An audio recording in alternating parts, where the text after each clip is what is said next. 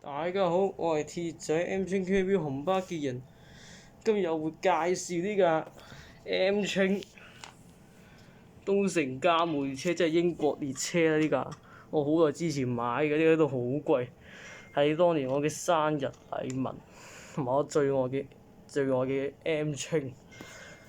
佢呢度咧好靚嘅車度，雖然佢係同 M 青又唔一樣嘅啲顏色，但係佢係白色㗎嘛，呢個銀色啊好唔同嘅。